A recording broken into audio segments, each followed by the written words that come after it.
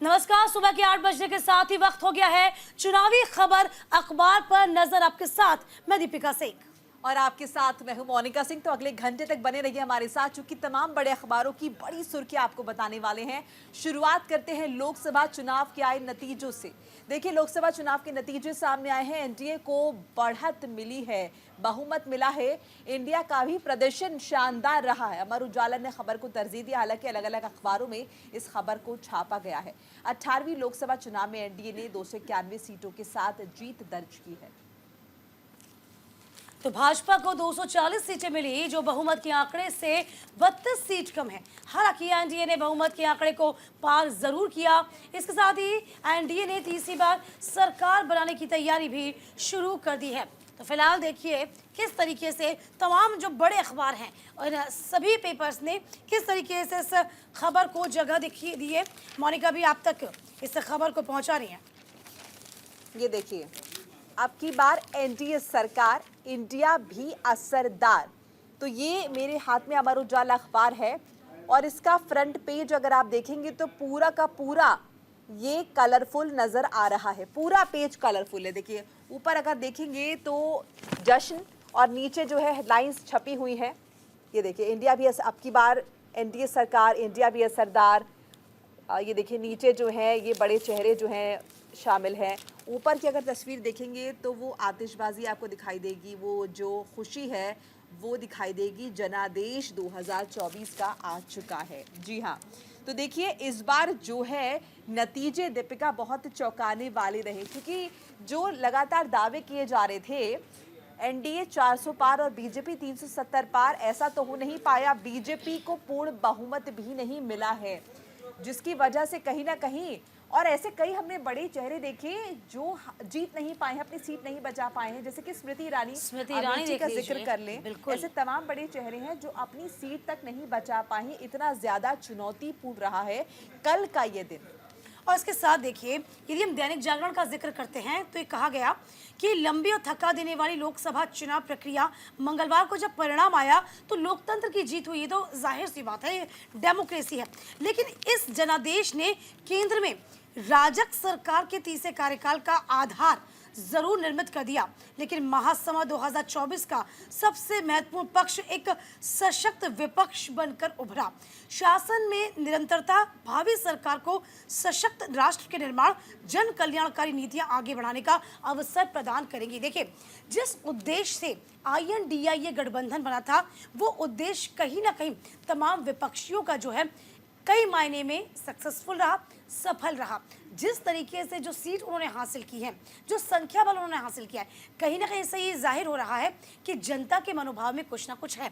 और जिस तरीके से बीजेपी 400 पार का जो लक्ष्य लिखी हुई थी, जो नारा दे रही थी, उसमें कहीं ना कहीं बीजेपी को अंदर खाने, हम कह सकते हैं मोनिका, अब ये सोचने पर मजबूर होना पड़ेगा कि आखिरकार क्या सब कुछ बीजेपी के भीतर चल रहा है। हालांकि सरकार तो आप बना लेंगे, लेकिन आप पूर्ण बहुमत से नहीं आ रहे, यानी कि आपने कहीं ना कहीं आपके सहयोगी जो दल हैं उनका सहयोग मिल रहा है। बिल्कुल। हालांकि देखिए, 240 सीटें जीतकर भाजपा सबसे बड़ी पार्टी तो है, मगर सरकार बनाने के लिए उसे तेलुगु देशम, जेडीयू, शिवसेना, शिंदे, एलजेपी जैसे 12 सहयोगियों पर निर्भर रहना पड़ेगा, जिन्होंने कुल मिलाकर 51 सीटें जीती हैं।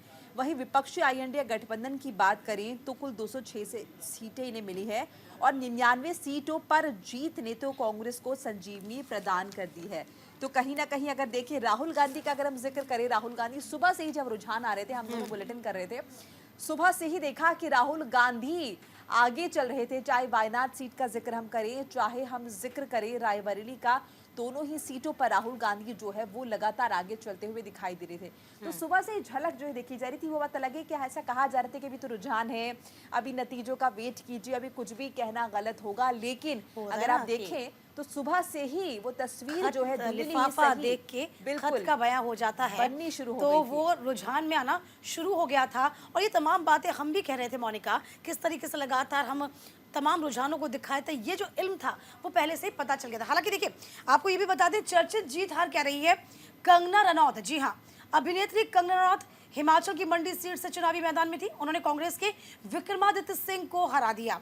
दूसरा, अरुण गोविल, रामायण धारावाहिक में राम का किरदार निभाने वाले अरुण गोविल ने मेरठ में जीत हासिल की, सपा की सुनीता को हरा दिया। पप्पू यादव बिहार के पप्पू यादव। जब कांग्रेस से टिकट नहीं मिलने पर निर्दलीय लड़े पप्पू यादव, जदयू के संतोष कुमार को हराकर पूर्णिया से एक बार फिर से जीत गए पप्पू यादव ने। पहले ही ताल यादव अगर नहीं जीत पाते तो बहुत बड़ी बात पहले ही हो ताल जाती। ठोक दी थी और ये बड़ी गुस्सा थे कि पूर्णिया से उनको टिकट नहीं दिया जा रहा है। तो देखिए कम से कम उन्होंने जो कहा वो कर दिखाया। इसके अलावा देखिए भूपेश बघेल, छत्तीसगढ़ के पूर्व मुख्यमंत्री व कांग्रेस नेता भूपेश बघेल राजनांदगांव से भाजपा के संतोष पांडे से चुनाव हार गए। तो फिलहाल जो देखिए मंथन करने की जरूरत ना सिर्फ बीजेपी को है बल्कि कई मायनों में कांग्रेस को भी है। लेकिन यदि हम पूरी तरीके से सोचें, ओवरऑल सोचें, तो विपक्ष ने बहुत अच्छा काम किया है। बिल्कुल। और देखिए ये कैसी जीत है, जीत तो हुई है, सरकार तो बन रही है, लेकिन चूंकि इतनी उम्मीद नहीं थी, उम्मीद बहुत थी, ऐसे में कहीं ना कहीं ये जीत शायद दूरी लग रही है, या फिर यूं कहे कि मिठास जो है फीकी जा रही है, ज्यादा खुशी जो देखिए है। यही मोनिका लोकतंत्र की खूबसूरती है, यही डेमोक्रेसी है और इस परिणाम को सर माथे सभी पार्टियों को लेना चाहिए जो ले भी रही हैं। चलिए आगे बढ़ जाएंगे। बिल्कुल। बीजेपी को पूर्ण बहुमत नहीं मिलने से औंधे मुंह गिरा है शेयर बाजार। ये बहुत बड़ी खबर है, लाखों लोगों को इससे झटका लगा। दैनिक जागरण ने इस खबर को जगह दी है। देखिए शेयर बाजार में मंगलवार को भारी गिरावट देखने को मिली। इसके चलते निवेशकों को 31 लाख करोड़ रुपए का नुकसान हुआ है। इस दौरान बीएसई सेंसेक्स लगभग 6% भरभरा गया। देश में आम चुनाव की मतगणना के रुझानों के मुताबिक बीजेपी को लोकसभा में भी स्पष्ट बहुमत नहीं मिला है। इसके चलते कारोबारी भावना कमजोर हुई। मंगलवार को बीएसई में सूचीबद्ध कंपनियों का बाजार पूंजीकरण जो है कई करोड़ करने को मिला है। और देखिए दीपिका, आपको खबर है, सुबह से ही जैसे रुझान आने शुरू हुए हैं, धीरे धीरे कभी 1000 पॉइंट गिरा, उसके बाद 2000 पॉइंट गिरा, 5000 पॉइंट गिरा। जाहिर सी बात है, देखिए लगातार गिरावट जो है हमने सुबह से ही देखी थी। चूंकि देखिए एग्जिट पोल जब आए थे तो उसमें लग रहा था कि स्पष्ट बहुमत है भारतीय जनता पार्टी के पास, और ऐसे में शेयर बाजार लगातार बढ़ोतरी कर रहा है, इजाफा देखने को मिल रहा है, हरे निशान के साथ खुल रहा है। और कल की जब स्थिति शुरू हुई सुबह से ही तो लगातार गिरावट। बिल्कुल, देखिए ये खबर इसलिए खास हो जाती है क्योंकि बीते 4 सालों में एक दिन में ये सबसे बड़ी गिरावट है। तो इस खबर को थोड़ा आप समझिए, क्योंकि सेंसेक्स जिस तरीके से 4,38,000 अंक के साथ यानी कि 5.74% गिरकर लगभग देखा जाए तो 7% जो है शेयर बाजार गिरा, औंधे मुंह जाकर गिरा। जिस उम्मीद से शेयर बाजार की उम्मीद जताई जा रही थी, ग्रीन सिग्नल की उम्मीद जताई जा रही थी, ऐसा नहीं हुआ और निवेशकों को भारी नुकसान का सामना करना पड़ा है। इसी के साथ आपको बता दें एनएससी का निफ्टी भी लगभग उसका जो कह सकते हैं कि परफॉर्मेंस था वो भी बहुत अच्छा नहीं रहा। लगभग आपको बता दें 5.93% के बड़े नुकसान के साथ बंद हुआ। ठीक है, इसके अलावा आपको याद होगा 23 मार्च 2020 को कोरोना महामारी के कारण लगाए गए लॉकडाउन के कारण सेंसेक्स और निफ्टी में 13% की गिरावट थी। इस गिरावट से निवेशकों की संपत्ति में लगभग 31 लाख करोड़ रुपए की तब कमी आई थी और बीएसई में सूचीबद्ध सभी कंपनियों का बाजार पूंजीकरण घटकर 394.83 लाख करोड़ रुपए रह गया था। सोमवार को ये 13.78 लाख करोड़ बढ़कर 425.91 लाख करोड़ पहुंचा। यानी कि आपको ये बता दें किस किस सेक्टर में जो नुकसान का सामना था वो करना पड़ा। तो देखिए आप क्षेत्र की कंपनियां, सार्वजनिक क्षेत्र की जो कंपनियां हैं, बैंकिंग है, अदानी समूह की कंपनियां, रिलायंस इंडस्ट्रीज समेत अधिकांश कंपनियों के शेयर बाजारों में जो भारी गिरावट थी वो दर्ज की गई है।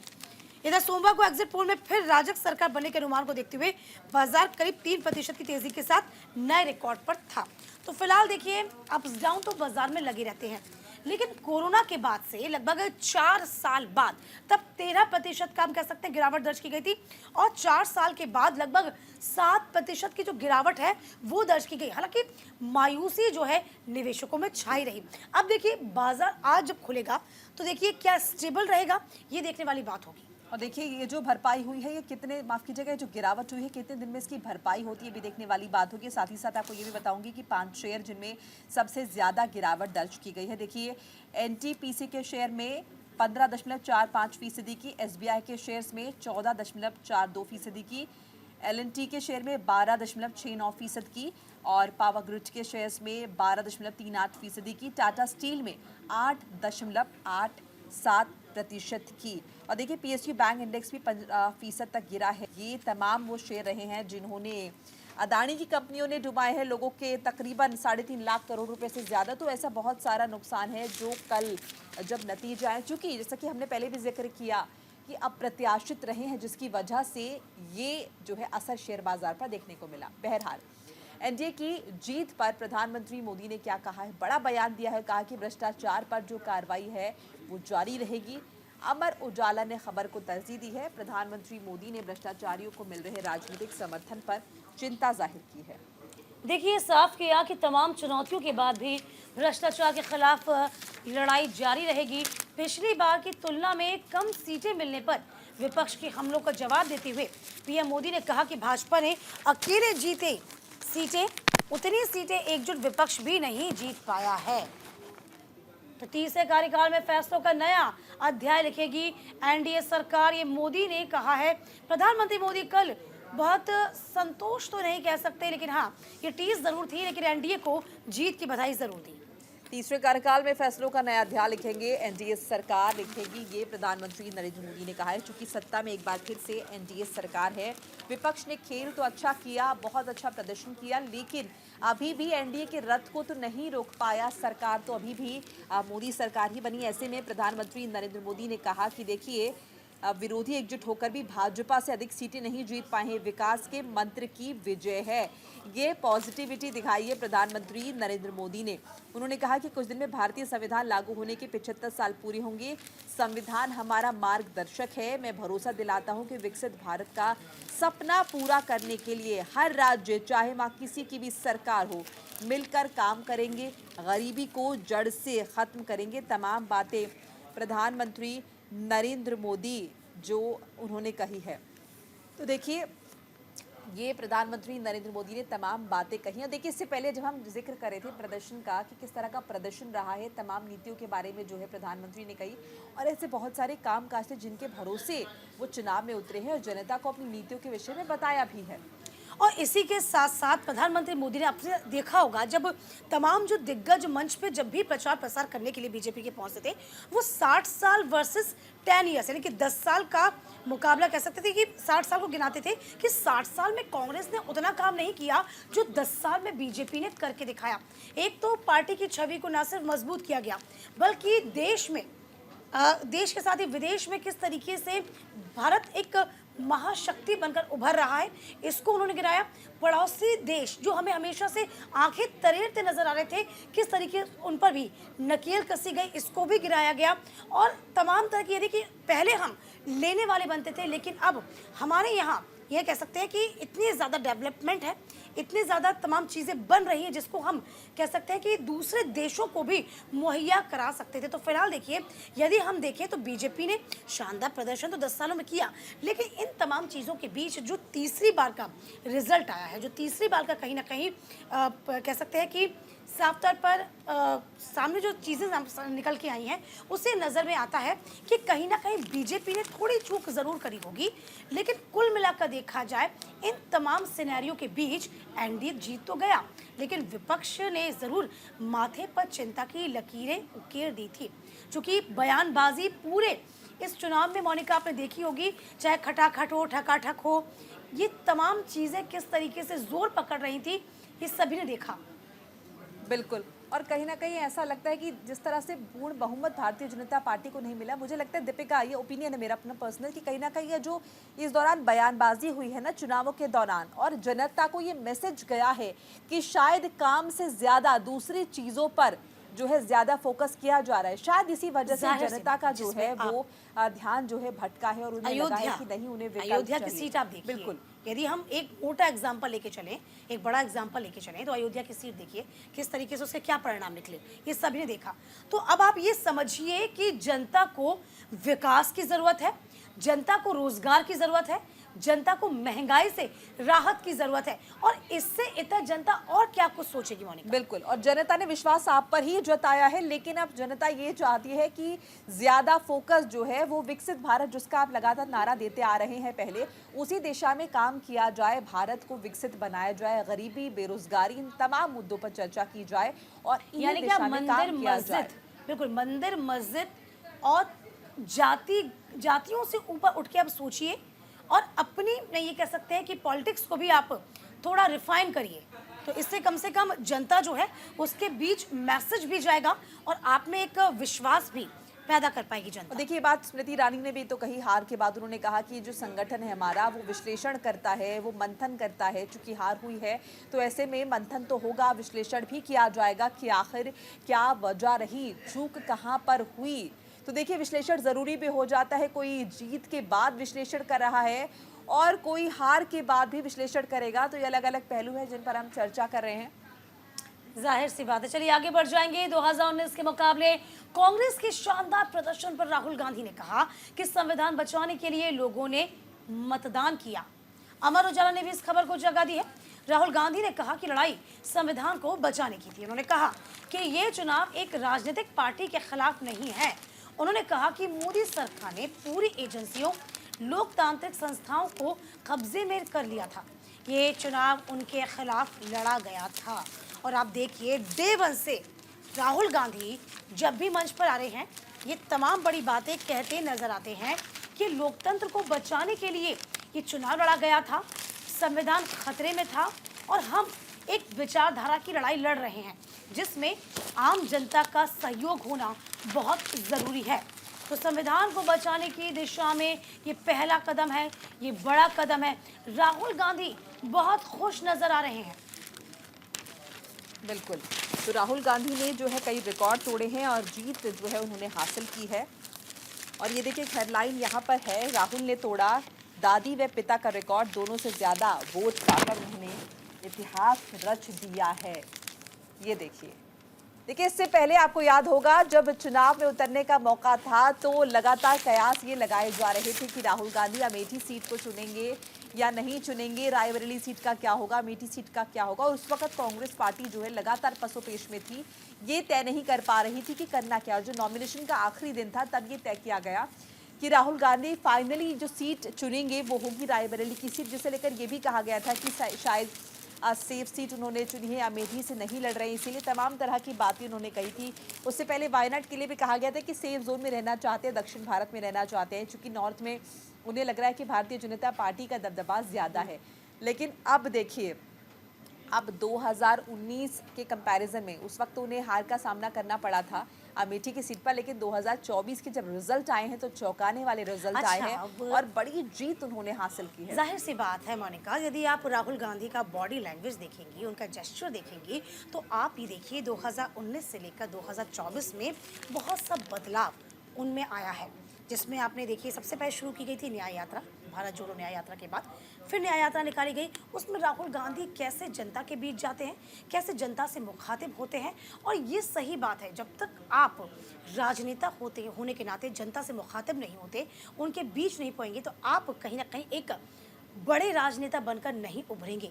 तो राहुल गांधी में अब कम से कम वो तमाम क्वालिटीज़ जो हैं वो अपने आप नज़र आती हैं। हालांकि पहले उनको बड़ी बड़ी संज्ञा दी गई थी, ये सभी देखा था, मीडिया में भी उस खबर को दिखाया गया था, लेकिन राहुल गांधी ने अपनी छवि को बहुत रिफाइन किया है कि साफ उनकी बातों में अब लहजे में झलकता भी है। मोनिका, और देखिए, राहुल गांधी भी इस बार लोकसभा चुनाव जीतने का रिकॉर्ड बना चुके हैं। उन्होंने रायबरेली में मां की विरासत को बचाया है।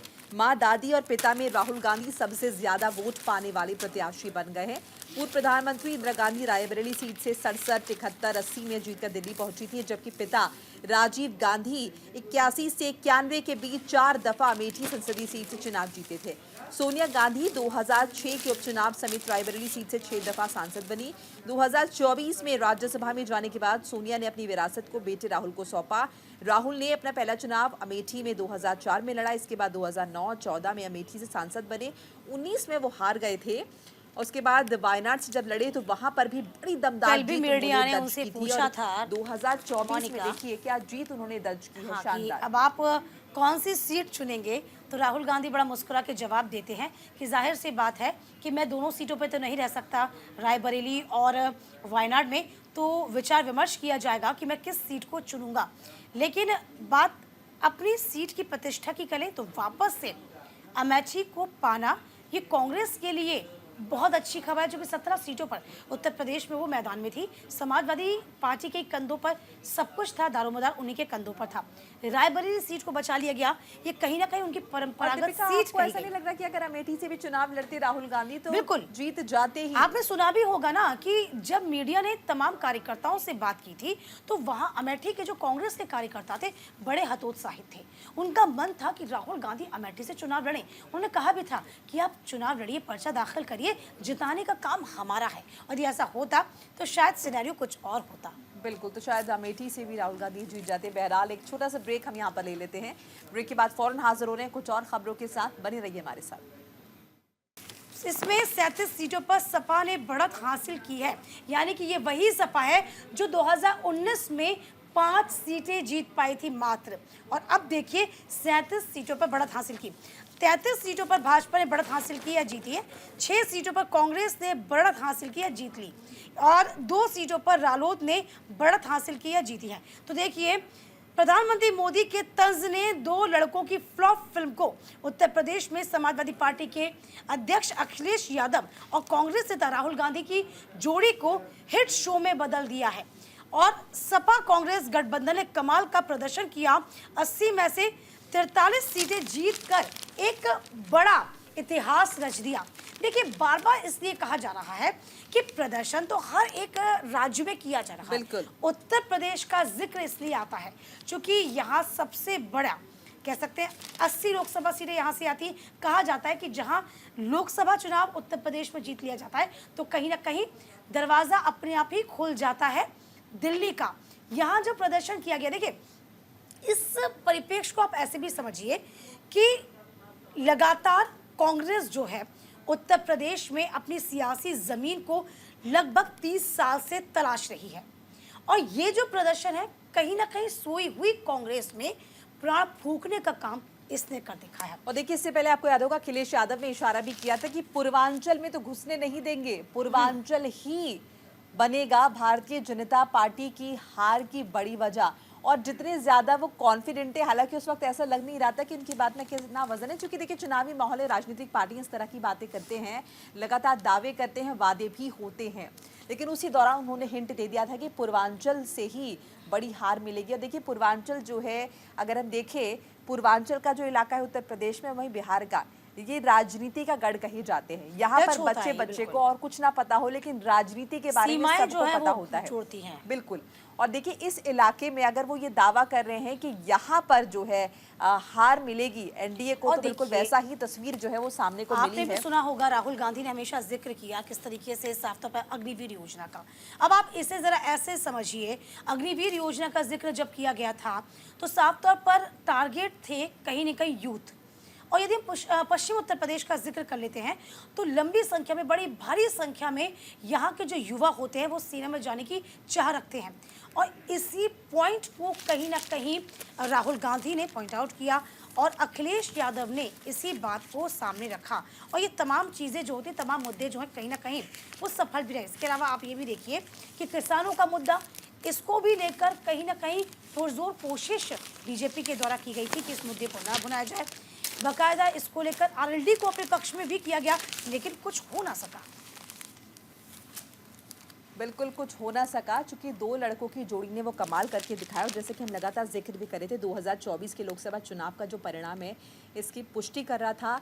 14 और 19 में पूर्वांचल क्षेत्र में आने वाली लोकसभा की 27 में से 20 सीटें जीतकर एनडीए ने लकीर खींची थी, जिसे आईएनडीआई गठबंधन ने छोटा कर दिया है। और देखिए, इसे लेकर तमाम तरह की बातें भी उठ रही हैं कि अखिलेश यादव के करियर पर इसका क्या असर पड़ेगा। क्योंकि देखिए, समाजवादी पार्टी के प्रमुख हैं और उत्तर प्रदेश में सीएम भी रह चुके हैं, लेकिन अभी जब आईएनडीआई गठबंधन ने मजबूती के साथ उठ खड़े हुए हैं और जो तमाम दावे उन्होंने किए, सभी तो नहीं, लेकिन जो मजबूती के साथ आईएनडीआई गठबंधन को उठाने का काम उन्होंने किया है, ऐसे में देखना होगा कि अखिलेश यादव की राजनीति में क्या कुछ असर देखने को मिलता है, क्या कुछ प्रभाव देखने को मिलता है। बिल्कुल। और अखिलेश यादव का जो परफॉर्मेंस है ना, ये बहुत मायने उत्तर प्रदेश में रखता है। क्योंकि कहा जाता है कि मुलायम सिंह यादव किस तरीके से पार्टी को संजोए हुए थे, संभाले हुए थे, ये प्रश्न भी कहीं ना कहीं उठने लगे थे बीच बीच में कि अखिलेश यादव में वो गट्स नहीं है जो उनके पिता में थे। लेकिन अखिलेश यादव का जो निर्णय इस बार देखने को मिला था वो बहुत अचंभित करने वाला था।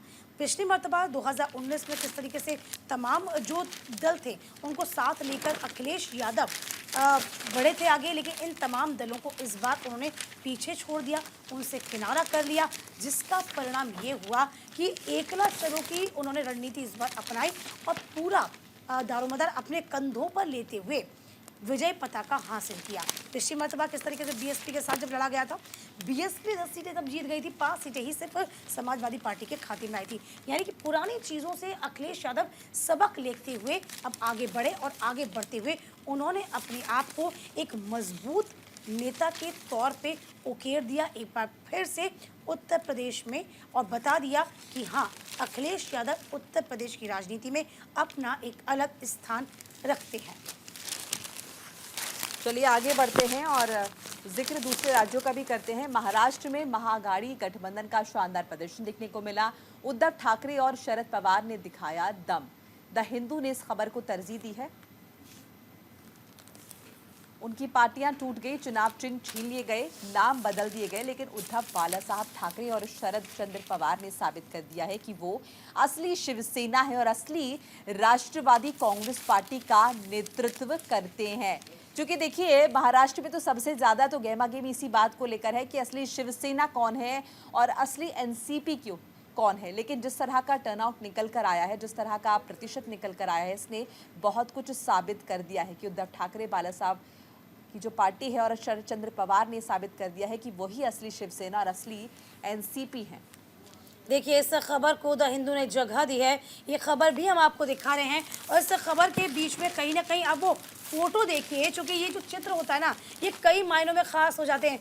जो तस्वीरें होती हैं वो बहुत कुछ बोलती हैं। इसमें आप देख पा रहे होंगे किस तरीके से leaders Rashmi Thackeray, south central Mumbai candidates Anil Desai, Uddhav Thackeray and Aditya Thackeray in Sena Bhavan. तो ये साफ तौर पर आप देखिए ये थम्स अप किए हुए हैं। तो Maharashtra Congress chief Nana Patole says the people had of a befitting lesson of the arounding, और साफ तौर पर तमाम बड़ी बातें कही गई हैं और ये देखिए अलग अलग अखबारों में इस खबर को तरजीह दी है। यहाँ पर अमर उजाला में भी इस खबर को तरजीह दी गई है, महाराष्ट्र की गहमागहमी। और ये देखिए आपको दिखा भी रहे हैं। हालांकि अलग अलग राज्यों का जिक्र जो है वो अखबारों में किया गया, क्योंकि देखिए कल बहुत बड़ा दिन था ऐसे में, और ये जो बीच में जिक्र है ये महाराष्ट्र का है और अगल दूसरे राज्यों का है। शरद उद्धव को मिला है असली तमगा। तो इससे कहीं ना कहीं जीत के साथ ही उन्होंने ये साबित भी करने की कोशिश की है कि वही जो हैं वो ओरिजिनल हैं। वही उन्होंने कहा कि जिस चीज़ के लिए आप लड़ रहे थे या विपक्ष लड़ रहा, तो देखिए ओरिजिनलिटी तो हम ही में है, हम ही ओरिजिनल है। देखिए महाराष्ट्र ने तोड़फोड़ की राजनीति को नकार दिया है। सूबे की जनता को 400 पार का नारा रास नहीं आया है। संविधान में बदलाव के प्रचार से चुनाव का नतीजा पलट गया है। 19 में 23 सीटें जीतने वाली भाजपा इस बार 1 दर्जन सीटें भी हासिल नहीं कर पाई है। दूसरी ओर नकली और असली की जो लड़ाई है, जो लगातार हम जिस पर चर्चा भी करें, जनता ने उद्धव ठाकरे की शिवसेना को और शरद पवार के एनसीपी को ही समर्थन दिया है। जनता के लिए वही असली पार्टियां हैं और असली होने का तमगा उन्हें मिल गया है। कोर्ट अदालत जाने की जरूरत नहीं है, जिस पर देखिए एनसीपी को लेकर लगातार जो है तनातनी बनी हुई थी। जनता ने अपना समर्थन दे दिया है। भाजपा ने महाराष्ट्र में 45 पार का नारा दिया था, लेकिन सिर्फ 10 सीटों पर सिमट कर रह गई है। भाजपा को जहां 10 सीटों पर संतोष करना पड़ा, वहीं शिवसेना शिंदे गुट को 7 और अजीत पवार की एनसीपी 1 सीट जीती है। दूसरे कांग्रेस ने 10 साल बाद एक बार फिर सूबे में जोरदार वापसी की है। और दीपिका, महाराष्ट्र का हम जिक्र करें तो आपको याद होगा कि वोटिंग परसेंट कितना कम था। उस वक्त ये भी सवाल उठ रहे थे कि आखिर ये जो लोग अपने घरों से बाहर नहीं निकल रहे हैं कौन लोग हैं, और जो कुछ परसेंट लोग यहाँ पर पहुँच रहे हैं वोट करने के लिए वो कौन लोग हैं। तो अब जब जनता का जनादेश सामने आया है तो ऐसा लग रहा है कि जो लोग वो वोट करने के लिए पहुँचे थे ज़्यादातर वो लोग थे जो शरद पवार की पार्टी को जिताना चाहते थे, या फिर जिन्होंने उद्धव ठाकरे शिवसेना गुट को समर्थन दे रहे थे, कांग्रेस को समर्थन दे रहे थे। ये जो नए नारे थे, और ये देखिए हमने बारामती का भी जिक्र किया, बिल्कुल वहां पर भी जो है शरद पवार की बिल्कुल 5 हार गई। और देखिए इस खबर को दैनिक जागरण ने किस तरीके से छापा है। महाराष्ट्र में क्षेत्रवाद और जातिवाद के भंवर से पार नहीं पा सके उप मुख्यमंत्री फडणवीस। यानी कि ये तमाम तरह के यूँ कह सकते हैं कि कटाक्ष हैं। मराठा आरक्षण के मुद्दे ने मराठा युवाओं को भाजपाई गठबंधन से दूर कर दिया। अब समझिए आप, पार्टी टूटने के बाद मराठियों की सहानुभूति हासिल करने में सफल रहे उद्धव ठाकरे, तो प्याज ने भी हरा दिया। अब आप ये समझिए, एक चीज नहीं होती है, तमाम चीजें एक साथ काम करती हैं। प्याज ने भी हराया। महाराष्ट्र के करीब 18 जिलों में प्याज की खेती होती है। केंद्र सरकार ने पिछले वर्ष प्याज की कीमतें नियंत्रित रखने के लिए निर्यात पर प्रतिबंध लगा दिया था। कीमतें तो नियंत्रित रही, लेकिन उत्तर महाराष्ट्र के किसानों का कोप भाजपा, शिवसेना, शिंदे पर फूटा। इसके चलते महाराष्ट्र में नासिक, दिंडोरी, धुले जैसी महत्वपूर्ण सीटें भी उनको गंवानी पड़ गई। तो आपको याद होगा, शिवसेना के पुराने समर्थकों सहित सामान्य मराठियों को भी प्रधानमंत्री की नकली शिवसेना और नकली राखवा वाली टिप्पणी कतई रास नहीं आई। और इसीलिए, क्योंकि शिवसेना की स्थापना उद्धव के पिता बाला साहब ठाकरे, राखवा के स्थापना शरद पवार ने की थी, इसका खामियाजा भी उनको भुगतना पड़ा। यानी कि साफ कह दिया कि बाप बाप होता है और बेटा बेटा, ये साफ तौर पे कह दिया कि एनसीपी तो शरद पवार ने ही खड़ी की थी। आप यदि अजीत पवार उसको तोड़ लेते हैं तो उसकी भरपाई अजीत पवार नहीं कर पाएंगे। ठीक इसी तरीके से शिंदे गुट को लेकर भी छींटाकशी की गई। यानी कि तमाम चीज़ें जो बात है, तमाम जो नेगेटिविटी है, वो एक साथ ही काम किया महाराष्ट्र के अंदर, और जीत जो है वो कहीं ना कहीं उद्धव ठाकरे के चेहरे पे साफ नजर आ रही है। मोनिका, बिल्कुल आगे बढ़ते हैं और चुनाव नतीजों की बात हो रही है तो देखिए सभी की जो निगाहें हैं वो अब नीतीश कुमार पर आकर टिक गई हैं। अमित शाह, शरद पवार ने फोन पर बातचीत की है। द हिंदू ने इस खबर को तरजीह दी है। लोकसभा चुनाव के सारे नतीजे भले ही हाथ में नहीं आए हैं, लेकिन सरकार बनाने की कवायद लगभग शुरू हो गई है। अब देखना होगा कि कौन होगा किंग मेकर। अब हर किसी की निगाहें नीतीश कुमार पर टिक गई हैं।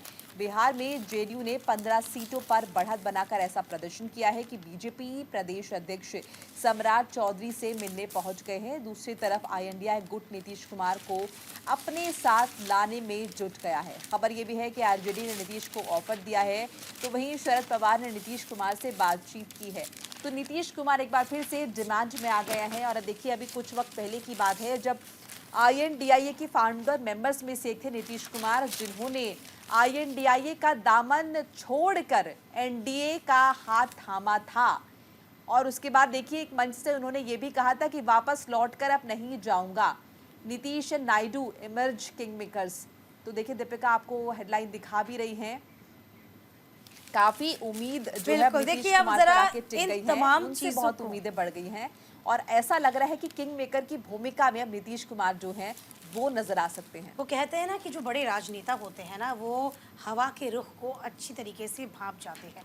कुछ ऐसा ही नीतीश कुमार ने भी किया। नीतीश कुमार को पहले से भान हो गया था। हालांकि आईएनडीआई गठबंधन की शुरुआत तो नीतीश कुमार ने ही की थी, झंडा बुलंद उन्होंने किया था, तमाम मुख्यमंत्रियों से राज्यवार जाके मुलाकात भी उन्होंने ही की थी। लेकिन जैसे ही आपको याद होगा कि परिणाम आने से ठीक एक दिन पहले वह प्रधानमंत्री मोदी से मुलाकात करते हैं, प्रधानमंत्री मोदी के पास जाते हैं, और ऐसा कहा जा रहा था कि पहले से फील्डिंग सेट करने की तैयारी में नीतीश कुमार लग गए हैं, क्योंकि उनको ये पता ही था कि नीतीश कुमार आगे किंग मेकर की भूमिका निभा सकते हैं, और नीतीश कुमार ने ये करके भी दिखा दिया। तो नीतीश कुमार जो हैं कोई कच्चे खिलाड़ी नहीं है, बहुत माहिर खिलाड़ी हैं। नीतीश कुमार पहले से इन तमाम बातों को जानते थे। और देखिए, परिणाम जो है वो साफ ये बता भी रहे मोनिका, किस तरीके से नीतीश कुमार हो या फिर चंद्रबाबू नायडू हो, तो with 28 states between them and Chandrababu Naidu's Telugu Desam Party and Nitish Kumar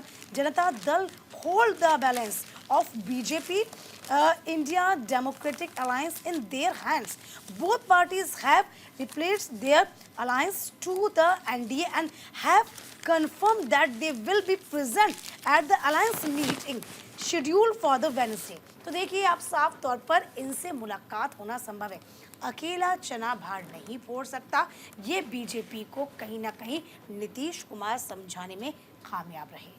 और देखिए दीपिका, हमने देखा भी इंटरनेट जो है मीम से पटा हुआ है। एक दूसरे को लोग लगातार व्हाट्सएप पे मैसेज कर रहे हैं कि और मीम में मैं जिक्र करना चाहूँगी कि प्रधानमंत्री मोदी और नीतीश बाबू जो है वो नजर आ रहे हैं। तो किंग मेकर की भूमिका में चंद्रबाबू नायडू भी हैं, ये हेडलाइन भी हम आपको दिखा रहे हैं। बहरहाल हम यहाँ पर बात पहले नीतीश कुमार की करे थे, चूँकि उनका जो टॉपिक है काफ़ी इंटरेस्टिंग इसीलिए है क्योंकि देखिए, पहले वो आईएनडीए गठबंधन का हिस्सा थे और उसके बाद वो एनडीए में आ गए। और अब देखिए, ये भी कहा जा रहा है कि INDI से उन्हें खास तरह के ऑफर भी दिए जा रहे हैं। और देखिए बहुत सारे लोग तो ये तक बातें कर रहे हैं कि नीतीश प्रधानमंत्री तक कुमार का जो ऑफर। है अंदर से सेकुलर हैं, ऐसे में जब वो NDA के साथ गए तो किस तरह से वो इन तमाम बातों को पचा पा रहे थे। और जो टैग है ना उन पर, जो विपक्षी पार्टियां उन्हें देते हैं टैग पलटू राम का, तो कुछ पता नहीं आपको नीतीश कुमार अब इसके बाद क्या कुछ करेंगे। और तो ये इसे आज लेकर बैठ के होने भी वाली जो बैठक है ना, उसमें बहुत चीज़ें मोनिका स्पष्ट हो जाने वाली हैं, बहुत चीज़ें साफ होने वाली हैं, क्योंकि नीतीश कुमार जो हैं इस बात को बखूबी जानते हैं कि कहाँ किस तरीके की बातें रखनी हैं, कहाँ कुछ क्या कहना है, ये नीतीश कुमार बखूबी जानते हैं। तो पूरी तरीके से देखा जाए मोनिका, 2024 का जो इलेक्शन था कई मायनों में बहुत इंटरेस्टिंग रहा और जुमलेबाजी वाला इलेक्शन रहा, तो इसमें कोई अतिशयोक्ति नहीं होगी। इसके अलावा हमने इस इलेक्शन में ये भी देखा मोनिका, किस तरीके से जो वोटर्स था ना वो 7 चरणों तक बेहद साइलेंट रहा था, और साइलेंट होने का नतीजा हम सबने देख ही लिया। चलिए आगे बढ़ जाएंगे।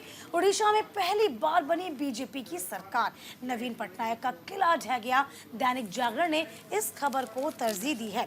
तो जिस तरीके से उड़ीसा में सरकार बनी और लगातार जब प्रधानमंत्री मोदी रैली कर रहे थे तभी उन्होंने इस बात के संकेत दिए थे कि हम यहाँ पर सरकार बनाएंगे, और फिलहाल देखिए ये अच्छा परफॉर्मेंस जो है वो देखने को मिला है। उत्तर प्रदेश में आशानुरूप सफलता ना पा सकी भाजपा के लिए सबसे बड़ी खुशी यह है कि महाप्रभु जगन्नाथ की भूमि ओडिशा से मिली है। उन्हें ये जीत लोकसभा और विधानसभा चुनाव के नतीजों ने भाजपा को यहाँ दोहरी खुशी दी है। देर रात तक चल रहे चुनावी रुझानों में लोकसभा की 21 सीटों में से 19 सीटों पर बीजेपी ने अप्रत्याशित ढंग से अपनी सशक्त उपस्थिति दर्ज करवाई है। प्रधानमंत्री मोदी ने इसे लेकर एक्स पर पोस्ट भी किया था, अपने कार्यकर्ताओं को संबोधित भी किया और कहा कि ओडिशा में पहली बार भाजपा सरकार और ढहा है नवीन पटनायक का किला। देखिए नवीन पटनायक को लेकर तमाम तरह के सवाल भी प्रधानमंत्री नरेंद्र मोदी ने खड़े किए थे।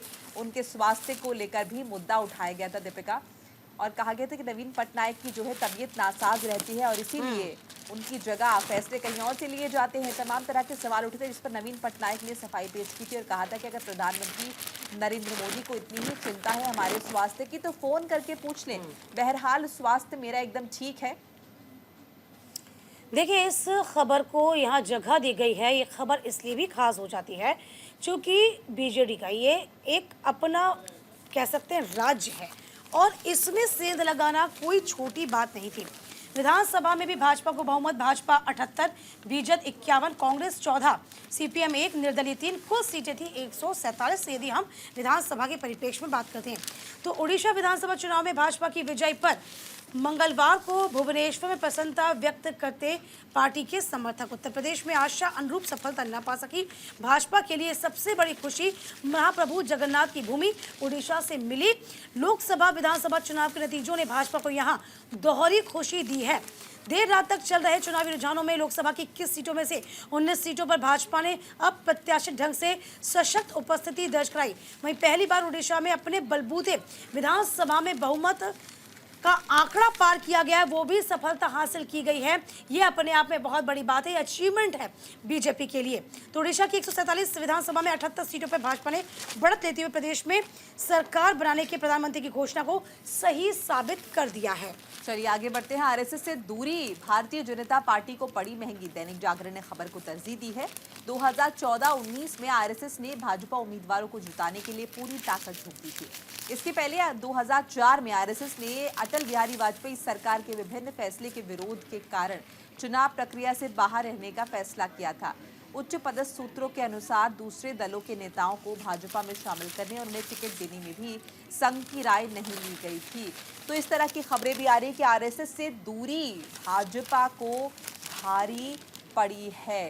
देखिए इससे पहले आरएसएस से जब लगातार सजेशन लिए जाते थे, आरएसएस की एक बड़ी भूमिका रहती थी।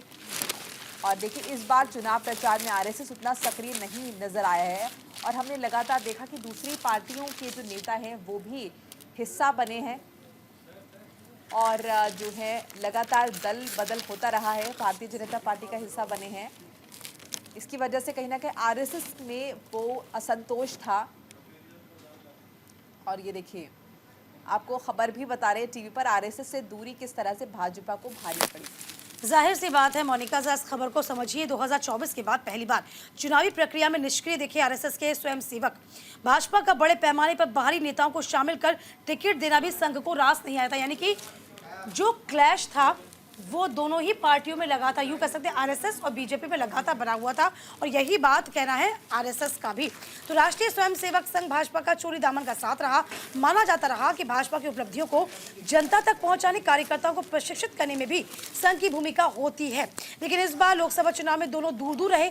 यूं कहा जा सकता है कि भाजपा ने संघ का सहयोग मांगा ही नहीं, पूरे देश में फैले और आम लोगों के बीच सामाजिक व संपर्क कार्य में लगे संघ के प्रचारक और स्वयंसेवक चुनाव प्रक्रिया की दौरान पूरी तरीके से निष्क्रिय नजर आए।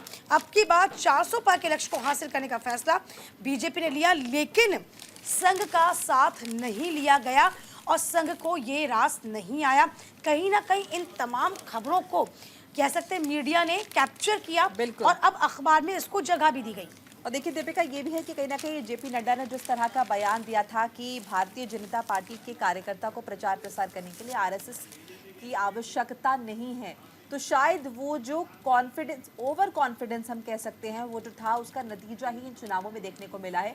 क्योंकि देखिए भारतीय जनता पार्टी का जन्म ही आरएसएस से हुआ है। बिल्कुल। आरएसएस उनका ग्राउंड है, उनका मूल है। अगर आप अपने मूल को भूल जाएंगे, अपने ओरिजिन को अगर आप भूल जाएंगे, तो आप किस तरह से स्टेबल रह सकते हैं। शायद इसीलिए स्मृति ईरानी का मुझे वो बयान याद आ रहा है जिसमें कहा था कि कहीं ना कहीं ध्यान की जरूरत है, ये समझने की जरूरत है हमें अपने आप में कि कहाँ पर जड़ के हमसे बिना तो चूक हुई है। जड़ के बिना पेड़ तो फल फूल ही नहीं पाएगा ना। ये बीजेपी को शायद अब समझ आ जाएगा। चलिए आगे बढ़ जाएंगे। पश्चिम बंगाल में दीदी का जलवा कायम रहा, सबसे बड़ी पार्टी बनकर उभरी टीएमसी। द हिंदू ने इस खबर को जगह दी। लोकसभा चुनाव के नतीजों ने एक बार फिर से स्पष्ट कर दिया कि किस तरीके से बंगाल की राजनीति में महिलाओं व मुसलमानों को नजरअंदाज नहीं किया जा सकता। इतिहास गवाह है कि बंगाल में जिस भी पार्टी को इस दोनों का समर्थन मिला है। तो देखिए आप साफ तौर पर इस पे यदि हम टीएमसी पर सेंध लगाने की पुरजोर कोशिश बीजेपी हमेशा से करती नजर आई, लेकिन ममता बनर्जी के किले को भेद पाना इतना आसान नहीं है। क्योंकि ममता बनर्जी ने किस तरीके से लेफ्ट के किले को ढाया था ये कोई नहीं भूल सकता। 27 साल का जो लेफ्ट का किला था ममता बनर्जी ने ढाया था, और यूं कह सकते ममता बनर्जी का अपना बहुत वर्चस्व है, टीएमसी का बहुत वर्चस्व है पश्चिम बंगाल में। और देखिए संदेश खाली का मुद्दा भी यहाँ पर टीएमसी का किला भेदने में कामयाब नहीं रहा। वो मुद्दा भी यहाँ पर नहीं चला है जिसे भारतीय जनता पार्टी ने बहुत भुनाया। बहुत लंबे समय तक आपने देखा कि भारतीय जनता पार्टी वहाँ पर मौजूद रही, आक्रामक रही, लेकिन वो मुद्दा भी नहीं। और वोटिंग के दौरान आपने देखा होगा कि बड़ी तादाद में मतदाता जो है वो वहाँ पर मतदान केंद्र पहुंचे थे। वोट परसेंट इसीलिए पश्चिम बंगाल का सबसे ज्यादा देखा गया हर एक चरण में। और अब जो है वो नजर भी आ रहा है। देखिए पश्चिम बंगाल में किस तरह से टीएमसी, देखिए क्षेत्रीय पार्टी है बंगाल। अगर कभी आप बंगाल गए हो तो वहाँ की अगर आप लोगों से पूछेंगे तो वहाँ के लोग जो है वो क्षेत्रीय पार्टी है टीएमसी पर ही विश्वास जताते हैं। और सबसे इंटरेस्टिंग कह सकते हैं मोनिका वो ये था किस तरीके से 42 लोकसभा सीटों पर अकेले ही टीएमसी ने चुनाव लड़ा, और आईएनडीआईए गठबंधन से कम सीट शेयरिंग फॉर्मूले पे जब बात नहीं बनी तो एकला चलो की रणनीति टीएमसी ने अपनाई और करके भी दिखा दिया। बिल्कुल, और अकेला चलो की रणनीति के तहत ही देखिए टीएमसी अकेले चली, क्योंकि शायद वो कॉन्फिडेंस था जो कि हमने पंजाब में देखा कि आम आदमी पार्टी को कॉन्फिडेंस है। टीएमसी को पता है कि उनके वोटर्स वहां पर है, वहां की जनता उन्हें ही वोट देगी, और इसीलिए वो अकेले चुनावी मैदान में उतरी। और देखिए आंकड़े और नतीजे आपके सामने हैं ही। बिल्कुल। चलिए इसी के साथ चुनावी खबर अखबार पर नजर में आज के लिए बस इतना ही। हम कल फिर हाजिर होंगे कुछ और खास खबरों के साथ। तब तक ले दीजिए आज्ञा। नमस्कार।